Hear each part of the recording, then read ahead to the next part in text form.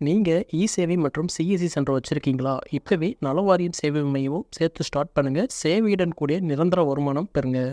இந்த திட்டத்தில் கட்டுமான தொழிலாளர்கள், கூலி தொழிலாளர்கள் மற்றும் இஎஸ்ஐ, பிஎஃப் இல்லாதவங்க பயன்பெற முடியும். அது மட்டும் இல்லாமல் இந்த திட்டத்தில் இருக்கிறவங்களுக்கு 1000 ரூபாயிலிருந்து 5 லட்சம் ரூபாய் வரைக்கும் கிளைமும் கிடைக்குதுங்க. இந்த திட்டத்தில் பதிவு பண்ணுறதுக்கு என்னென்ன டாக்குமெண்ட்ஸ் தேவைப்படுங்கிறத இப்போ நம்ம பார்க்கலாம்.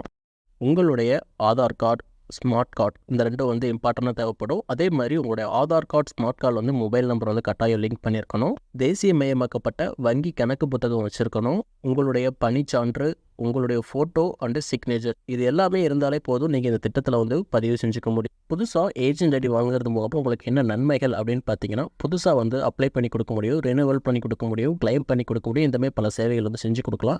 தற்போதைக்கு இந்த சேவைகள் இ-சேவை மற்றும் சிஎஸ்சி மூலமாக மட்டும்தான் பண்ணி கொடுக்க முடியும்.